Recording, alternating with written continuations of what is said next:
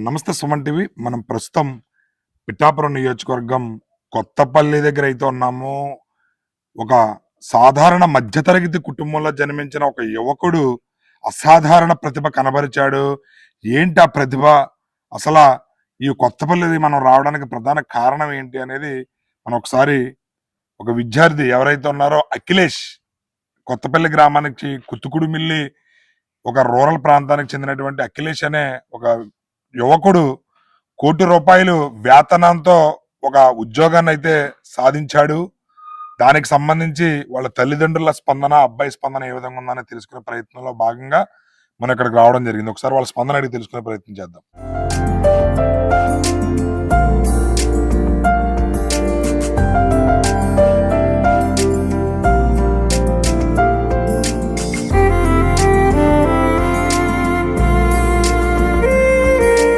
ప్రస్తుతం మనమైతే ఎవరైతే ₹1,00,00,000 వార్షిక జీతంతో ఉద్యోగాన్ని సాధించాడో ఆ యువకుడు అఖిలేష్ దగ్గర అయితే ఉన్నాము.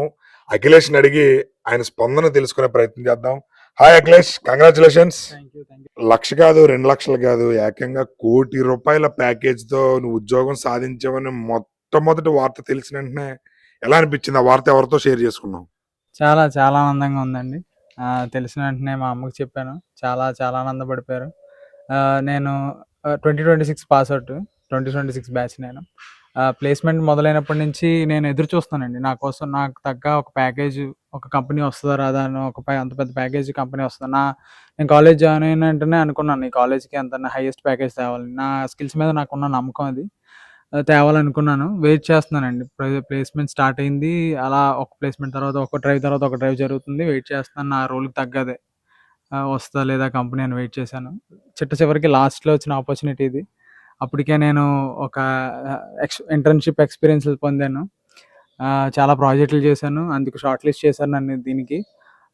ఫైనల్‌గా ఇంటర్వ్యూ ఇవ్వడం జరిగింది. ఇంటర్వ్యూ జరిగాక ఒక నెలకి నాకు ఇలా ఫోన్ వచ్చింది. మీరు ఇంత ₹1,00,00,000 ప్యాకేజ్ పొందారని. అది వినగానే నాకు ఫస్ట్ అయితే మాటలు రాలేదు.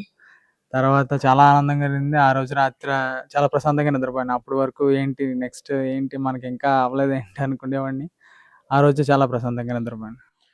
తెలిసిన వెంటనే మీ అమ్మగారికి చెప్పానంటున్నారు.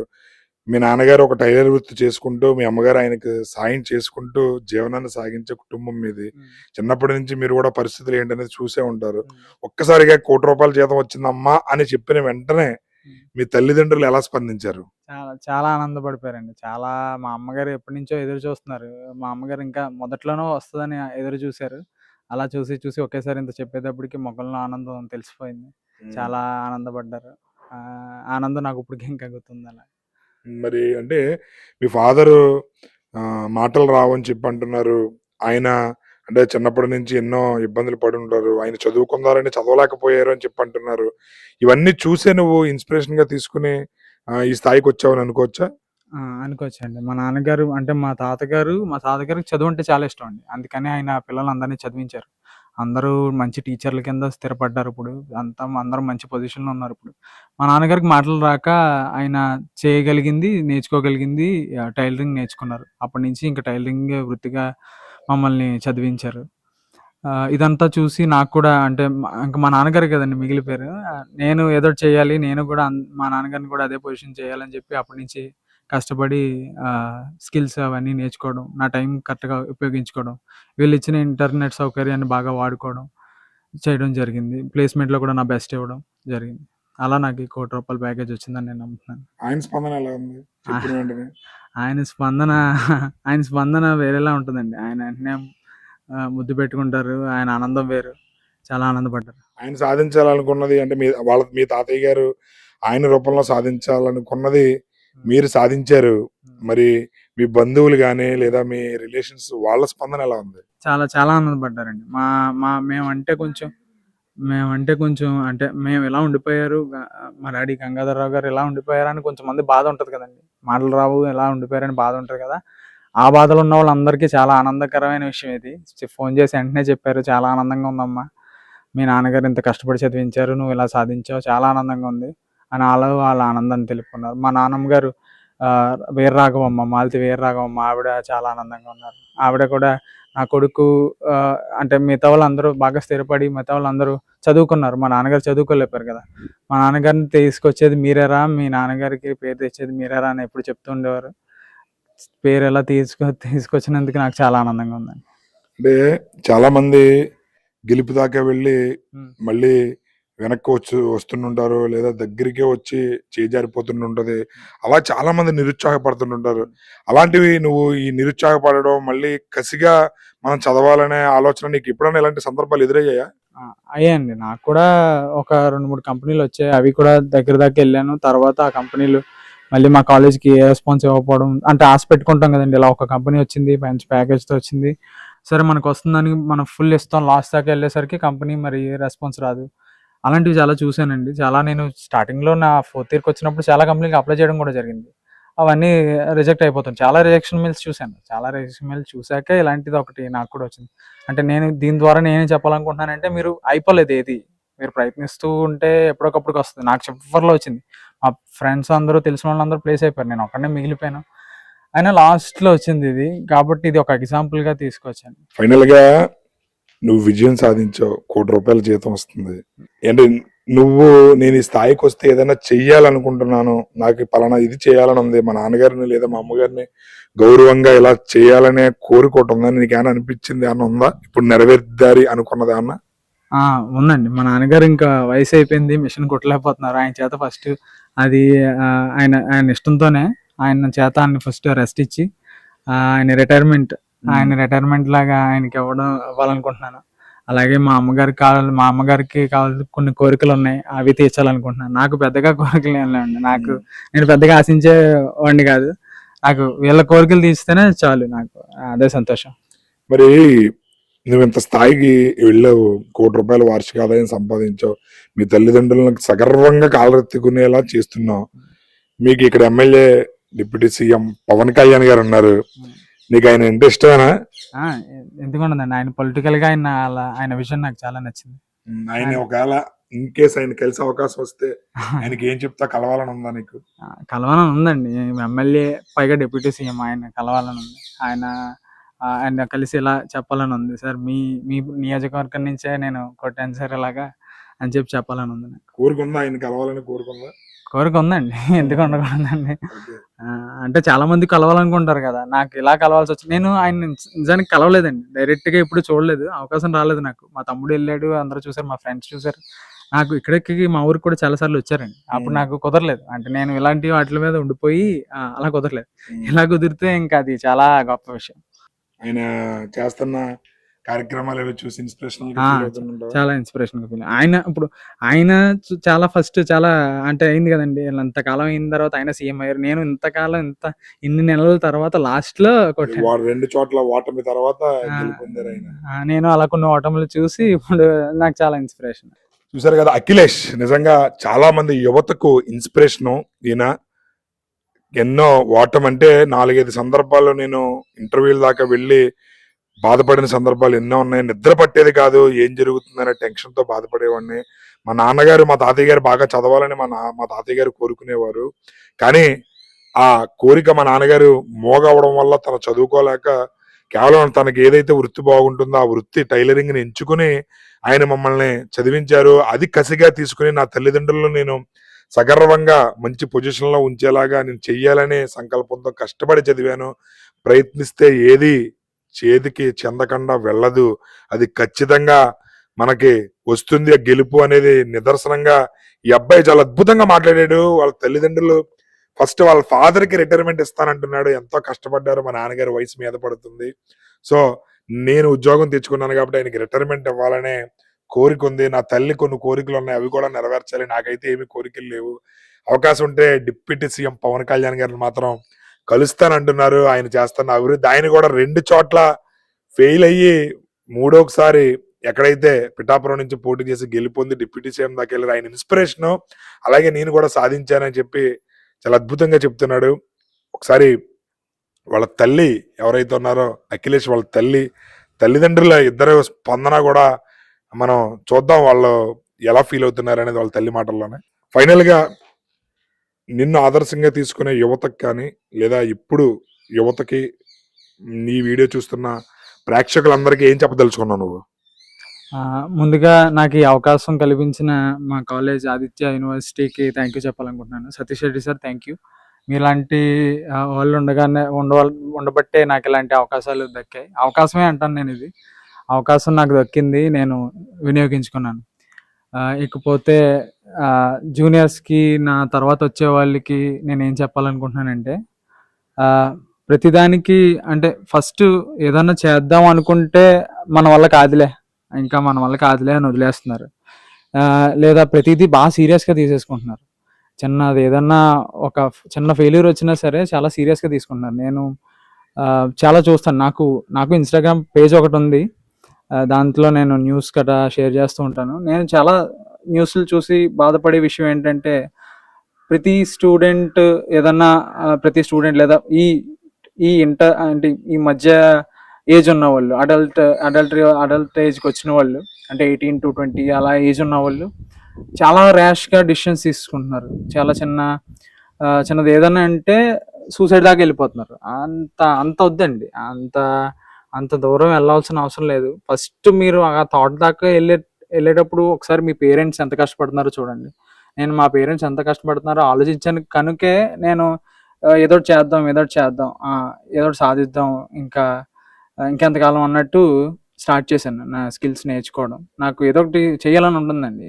ఇలా ఒక మనిషిగా పుట్టినందుకు ఏదో ఒకటి సాధించాలి అన్న కసి మొదలైంది మా పేరెంట్స్ని చూశాక. వాళ్ళ అయిపోయింది. మా నాన్నగారికి చెవిటి మోగ వల్ల ఆయన చదువుకోలేకపోయారు. ఆ ఒక్క కారణంతో ఆయన జీవితం అక్కడితో ఆగిపోయింది. ఆయన టైలరింగ్తో మిగిలిపోయారు. మనకి చెవుడు, మనకి మాట వినబడుతుంది, మనం మాట్లాడగలుగుతాం, వినబడుతాం, మనం ఎంత చేయగలం. ఆయన రాస్తారండి. మా నాన్నగారు పేరు రాయగలరు, ఆయన పేరు ఆయన గుర్తుపట్టగలరు. ఆయన ఒకవేళ మాట చెవుడు మోగా ఉండుంటే ఎంత సాధిస్తారో అని ఆలోచనలు కూడా వస్తుంటాయి. కాబట్టి ప్రతిదానికి అంటే మన వల్ల కాదు లేదా ఇదే దారి అని చెప్పి డిసైడ్ అయిపోకండి. ఒకసారి మీ పేరెంట్స్ గురించి ఆలోచించండి. వాళ్ళు మీ మీద ఏదో ఒక హోప్స్ పెట్టుకునే ఉంటారు. మా అమ్మగారు నేను ఏదో చేస్తానని వాళ్ళకి హోప్స్ ఉంటాయి. నేను ఇంకా ప్లేస్మెంట్ రాలేదని చెప్పి, ఇంతకాలం అయిపోతుందని చెప్పి నేను నిరుత్సాహపడడం, లేదా ఆ టైంలో ఏదో ఒక డెసిషన్ తీసేసుకోవడం, అలాంటివి చేయకూడదు. నేను చేయలేదండి. సో నేను చెప్పేది ఏంటంటే, మీకు ఇంట్రెస్ట్ ఏదో ఒక దాంట్లో ఉంటుంది.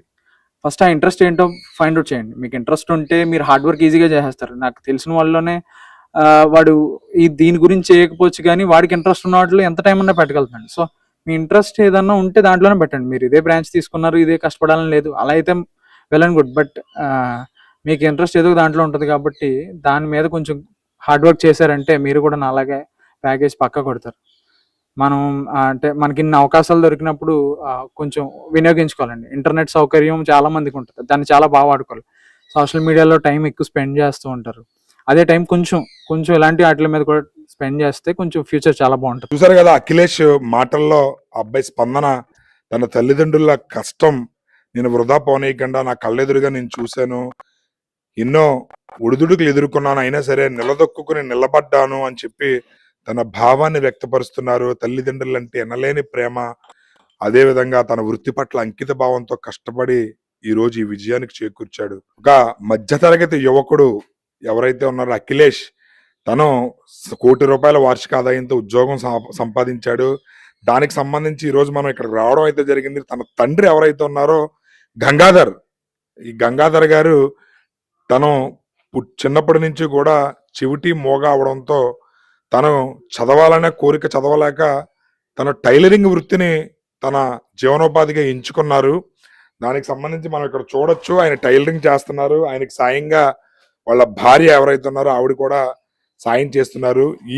వీళ్ళిద్దరూ కూడా ఆ గంగాధర్ గారు, అదేవిధంగా వాళ్ళ వైఫ్ గంగాధర్ గారు, అదేవిధంగా దేవి దంపతుల ప్రథమ కుమారుడు మన అఖిలేష్, ఇప్పుడు ఉద్యోగం సంపాదించినటువంటి వ్యక్తి. వాళ్ళని అడిగి తెలుసుకునే ప్రయత్నం చేద్దాం ఒకసారి. ఏంటి మీ అబ్బాయి ఉద్యోగం సాధించాడు, ఎలా అనిపిస్తుంది? చాలా ఆనందంగా ఉందండి. ఏమన్నాడు ఫస్ట్ మీకు ఉద్యోగం వచ్చినా తెలిసిన వెంటనే ఫస్ట్ మీతో చెప్పాడంట? చెప్పాడండి, ఇలాగమ్మా నేను ఇందులో సెలెక్ట్ అయ్యాను, జీజీపీ ఏదో అనేవాడండి, అందులో ఉండేవాడు, అందులోంచి సెలెక్ట్ అయ్యాను, ఈ ప్యాకేజీతో జాబ్ వచ్చింది నాకు అని చెప్పేవాడండి. మరి ఏంటి ఏకంగా ₹1,00,00,000 జీతం అంటున్నారు? ఆ, ఎలా అనిపిస్తుంది మీకు? ఆ, మీ బంధువులు అది ఎలా ఫీల్ అయ్యారు? అందరూ సంతోషించారండి. అతనికి మాటలు రావు, పిల్లోడు బాగా సాధించాడు ఉమ్. అన్నారండి అందరూ. ఎప్పుడైనా మీకు అనిపించిందా అంటే మా వారికి మాటలొచ్చు ఈ పిల్లలు తను ఇంకా బాగా చదువుకుని బాగా సెటిల్ అయ్యేవారేమో ఈ ఉద్యోగం రాకముందు అనిపించిందా మీకు? అదేండి ఇక్కడే ఉన్నాం కదండి, ఈ పక్కన ఈవీఎస్ స్కూల్లో వేసాం. అందరూ అనేవారు ఈవీఎస్ లో ఏమవుతుంది, ఇంకా పెద్ద స్కూల్కి వెళ్తే వస్తాయి కదా అనేవారు. మనం తట్టుకోలేక ఈవీఎస్ లోనే 10th వరకు చదివించామండి. తర్వాత ఇంటర్ నారాయణలో చదివించామండి. తర్వాత ఎంసెట్ రాసాడండి, ఆదిత్యలో సీట్ వచ్చిందండి. అక్కడ బాగా చెప్తంలో ఇంత డెవలప్ అయ్యాడు. ఉమ్. మరి ఏంటి మీ హస్బెండ్ గంగాధర్ గారు వారి యొక్క భావం మీకు అర్థమవుద్ది కదా, ఆయన భావంలో మీకు ఏమర్థమైంది? ఆయన ఆనందపడతాడండి. ఇప్పుడు ఆ అబ్బాయి, నేనే ఎప్పుడు చిరాకుగా ఉండేదాన్ని. సంసారం చేసుకుంటాం, వీళ్ళు ఫీజులు కడతాం, ఇవన్నిటిలో నేనే చిరాకుగా ఉండి పిల్లల్ని ఏమి చదవండి అనేదాన్ని కానీ, ముద్దులు కానీ అంతగా ఏమీ ఇది పడిపోయేదాన్ని కాదు. అతనైతే ఎప్పుడు సంతోషంగా పిల్లల్ని ముద్దులు పెట్టుకుంటాం, ఆనందంగా చూసుకుంటాం ఇంకా చేసేవారు. అన్నీ నేనే చేత్తంలోని కొంత కష్టంగా ఉండేదండి నాకు. తర్వాత వాళ్ళు అర్థం చేసుకొని అన్నీ బాగా ఉండేవి. చిన్నప్పటి నుంచి బుద్ధి అండి. చిన్నప్పుడు ఎప్పుడో పుట్టగానే వాళ్ళ నాన్న పేపర్ తెచ్చి మాటలు రాక, బాబు నిన్ను కలెక్టర్ అవ్వాలన్నా అని పేపర్లో చూపించారండి. చూపిస్తే నాన్న ఇలాగ అన్నాడు, నువ్వు కలెక్టర్ అవ్వాలంటున్నాడు అన్న మాటకి ఇవాళ నేను కలెక్టర్ అవ్వకపోయినా అమ్మా అంత స్థాయికి వస్తాను నేను అన్నాడు. ఆ మాట నిలబెట్టాడు. ఇప్పుడు ఆయనకి ఆ సంతోషం మీరు చూసారా కళ్ళారా? చాలా సంతోషం, ఆనందం. బాగున్నారు అయితే ఇప్పుడు అంతా కూడా చాలా. మీ అబ్బాయి నిజంగా చాలా మందికి ఇన్స్పిరేషన్ మీ అబ్బాయి. అంతే. మా ఆడబడుచు గారు అలా ఆయన నారాయణలో జాయిన్ చేసేటప్పుడు మా ఆడబడుచుతో చెప్పేదానండి ఏమన్నా మంచి చెడ్డ. ఆవిడ వాళ్ళ ఆయన గారితో చెప్పి నారాయణ కాలేజీలో జాయిన్ చేశారండి. నారాయణ కాలేజీలో జాయిన్ చేసిన రోజు ఆయన అన్నారు, బాబు ఏ రోజు వరకు ఆ రోజు నువ్వు చేసేసుకో అన్నారు. అలాగే అక్కడ కంప్లీట్ చేసుకొని వచ్చి అది పాస్ అయిపోయి వచ్చాడండి. మళ్ళీ తర్వాత ఎంసెట్ రాశాడు, అందులో ర్యాంక్ వచ్చిందండి. ఆదిత్యలో జాయిన్ చేశారు, ఆయనే తీసుకెళ్ళారండి. ఇంకొక ఆడబడుచు గారు అలా ఆయనని తీసుకెళ్ళి జాయిన్ చేసి, బాబు నువ్వు బాగా చదువుకో ఎప్పటికప్పుడే అన్నారు. అలాగే అన్ని సబ్జెక్టులు ఏ సంవత్సరానికి ఆ సంవత్సరం అయిపోయినాయండి. అప్పుడు ఇంకా జాబ్ రావటం లేదని నేనే కంగారు పడేదాన్ని. బేస్మెంట్లో రావటం లేదు, నువ్వు ఎప్పుడైనా ఆదిత్య క్యాంపస్లోనే రావాలని కోరుకునేదాన్ని. ఏ దేవుడికి దండం పెట్టినా క్యాంపస్లోనే రావాలని దండం పెట్టుకునేదాన్ని. ఎంతో ఆశగా ఉండేది. అన్నీ అయిపోయినాయి కానీ రాలేదు. అందరికీ మొన్న మధ్యన అందులో సాల్వాలు కప్పి సత్కరించారు, అందులో రాలేదని నేను బాధపడ్డాను. ఇలా రాలేదు అనుకున్నాను. అయితే నేను తాపీపనికి వెళ్ళిపోయాను, నీకు సాల్వా కప్పేనా అనేవాడు. అన్నందుకు ఇవాళ ఇంత పెద్ద ప్యాకేజ్తో ఆదిత్య కాలేజీలో సంపాదించినందుకు ఆ శేషారెడ్డి గారికి, ఆ సతీష్ రెడ్డి గారికి ధన్యవాదాలు. అంటే మీ అబ్బాయి సాధించిన విజయం మీరు పొద్దుటి నుంచి ఖాళీ కూడా ఉండుండదు, మొత్తం మీడియా అంతా మీ దగ్గరే ఉండుంటారు. ఇవన్నీ చూస్తే మీ అబ్బాయి సాధించిన విజయం మీకు ఎలా అనిపిస్తుంది? చాలా ఆనందంగా ఉందండి, చాలా సంతోషంగా ఉంది. ఇంత ఆనందాన్ని పొందుతాను అనుకోలేదండి. అంత ఆనందం ఇచ్చాడండి బిడ్డ. ఆ దేవుడు ఇచ్చిన బిడ్డ అండి. ఎన్నో నవ్వులు వేసుకున్నానండి ఆ బిడ్డ. ఆ కోరిక తీర్చాడండి. ఎప్పుడు కూడా నేను ఆ పిల్లల గురించి ఆలోచించేదానండి, దేనికి బయటికి వెళ్ళేదాన్ని కాదు. అతనికి మాటలు రావు, ఎవరన్నా మిషన్ దగ్గరికి వస్తే వచ్చి ₹10 రావు, నేను బయటికి వెళ్ళిపోతే ఆ డబ్బులు లేకుండా ఉంటాం కదా, పిల్లలు ఫీజులు కట్టాలి కదా అని. పిల్లలు కూడా దేనికి పేసి పెట్టేవారు కదండి, ఇద్దరు కూడా ఎట్టిని తినేసి వెళ్ళిపోతాం, చదువుకుంటాం, అంత మంచిగా తిరిగారండి. ఇప్పుడుకొచ్చి మా పెద్ద అబ్బాయి అయితే ఈ ఊళ్ళో ఎవరు కూడా ఈ ప్యాకేజ్ వల్లే తెలిసింది కానీ అబ్బాయి తెలియలేదండి. ఆ కాలేజీకి వెళ్తాం వస్తాం అంతే అండి, ఇంట్లో ఉంటాం. పుట్టినరోజైనా పండుగ వచ్చినా బట్టలకి వెళ్ళి బాబు అంటే, అమ్మ నువ్వు తెచ్చిన బట్టలే బాగుంటాయి అనేవాడు. ఆ బట్టలతోనే సర్దేసుకునేవాడు. వాళ్ళ బాబు నువ్వు అంత పెద్ద కాలేజీకి వెళ్తున్నావు, నానగుట్టిన బట్టలు పనిచేస్తాయంటే, పర్లేదమ్మా నా ఫ్రెండ్స్ అందరూ నానగుట్టినయే బాగున్నాయి అంటున్నాడు. అలాగనే కుట్టించుకుంటూ కూడా వాళ్ళ నాన్న దగ్గరే కుట్టించుకుంటూ పోయాడండి. అలాగే చేసుకొచ్చాడు. అంత మంచిగా తిరిగాడండి, ఎప్పుడూ నన్ను ఇబ్బంది పెట్టలేదండి. అతన్నే నేను ఇసుకున్నానేమో కానీ నన్ను ఎప్పుడు ఇబ్బంది పెట్టలేదండి, అంత మంచిగా ఉండేవాడు. నేనే రాలేదన్న ఆదుర్దాతో కంగారు పడిపోయి ఆయన టెన్షన్ పెట్టేసేదాన్ని. అలా పెట్టినా సరే ఎప్పుడూ బాధ పెట్టుకోలేదు, చాలా మంచిగా తిరిగాడండి. మాకున్నంతలో అలా చదివించాము, నా పేరు నిలబెట్టాడు. ఆ తాతయ్య నానమ్మ పేరు నిలబెట్టాడు. మా మామయ్య గారికి ఎంతో ఆశ అండి ఈ చదువులన్నా. ఆ రోజుల్లోనే అందరినీ టీచర్ని చేశారండి ఆయన. ఇప్పుడు మనవలందరూ పెద్ద పెద్ద లెవెల్లో ఉన్నారు. ఈ నోరు లేని పిల్లోడికి ఉంటారేమో, మా అత్తయ్య గారు అన్నారు జాయిన్ చేసిన రోజుని, అందరూ ఉంటాం కాదు, నా నోరు లేని కొడుకు ఉండాలని ఎదురొచ్చిందండి ఆవిడ. ఆ ఎదురొత్తా నా నోరు లేని కొడుకు బిడ్డే పెద్దోడు అవ్వాలంది. ఆ మాట ఇవాళ ఇంతటి వరకు తీసుకొచ్చిందండి సినిమా. ఇలా అనండి. తెలుగుదేశం చంద్రబాబు గారన్నా, లోకేష్ గారన్నా, ఇంకా వాళ్ళంటే ఎన్టీ రామారావు, ఎన్టీఆర్, ఇంకా ఏంటి మీరు పవన్ కళ్యాణ్ గారు అభిమానా? మీరేంటి ఎవరు పవన్ కళ్యాణ్ గారు? చంద్రబాబు నాయుడు, పవన్ కళ్యాణ్. ఇంకెంత మీ అబ్బాయి ఉద్యోగం వచ్చింది, ఎలా అనిపిస్తుంది? ఉద్యోగం సాధించాడు, ₹1,00,00,000. మీ అబ్బాయి ఇద్దరులో పెద్దోడు, స్కూల్ కాలేజీకి వెళ్ళాడు. మీ అబ్బాయి మీ గురించి చాలా బాగా చెప్తున్నాడు. మరి టైలరింగ్ మానేస్తారా మీరు? మీ అబ్బాయి మరి ఉద్యోగం వచ్చింది కదా, మీ డబ్బులు దీని ద్వారానే మరి మానేస్తారు. ఇప్పుడు మీరు ఆయనకి ఇచ్చేస్తారు, ఆవిడకి ఇచ్చేస్తారు. ఓకే, సంపాదించిన డబ్బులు ఆవిడకి ఇస్తారు. కంగ్రాచులేషన్స్ మీ అబ్బాయికి ఉద్యోగం వచ్చినందుకు. ఈయన గంగాధర్ గారు మనం చూడొచ్చు. ఈయన చిన్నప్పటి నుంచి కూడా చెవిటి మోగ అవడంతో తన భావాన్ని వ్యక్తపరచగలరు, కానీ ఏం చెప్తున్నాం అనేది తనకు కొంచెం అర్థం కావడానికి టైం పడుతుంది. ఆయన మాటలు మీరు విన్నారు కదా, ఇలాగా పవన్ కళ్యాణ్ గారి గురించి అంటున్నారు, చంద్రబాబు నాయుడు గారి గురించి అంటున్నారు, ఇలాగ అంటున్నారు. వాళ్ళ అబ్బాయికి ఉద్యోగం వచ్చిందని చెప్పి మనతో పంచుకుంటున్నారు. చాలా ఆనందంగా ఆయన ఫీల్ అవుతున్నారు. వాళ్ళ సంపాదించిన డబ్బులు ఏవైతే ఉన్నాయో టైలరింగ్ వృత్తి ద్వారా ఆ డబ్బులు తన భార్యకి ఇచ్చేవారని చెప్తున్నారు. పెన్షన్ వచ్చాక గెంత వేసేసేవారండి, 6 ఏళ్ళు పెన్షన్ వస్తుందండి. గెంత ఇస్తారు. ఇంకా చంద్రబాబు నమస్కారాలు, పవన్ కళ్యాణ్ గారికి నమస్కారాలు. ఎక్కడున్నాను ఆ పెన్షన్ వచ్చిందని ఎంత ఆనందం అండి. చంద్రబాబు నాయుడు గారు ఇచ్చారని ఊరంతా ప్రసారం చేసుకుంటా, నాకు మా తెలుగుదేశం సైకిల్ గుర్తుపై వచ్చింది ఈ పెన్షన్ అని ఎంతో మందికి అందరికీ చెప్తానే ఉంటాడు అతను. ఊరందరికీ తెలిసి అతను తెలుగుదేశం అని.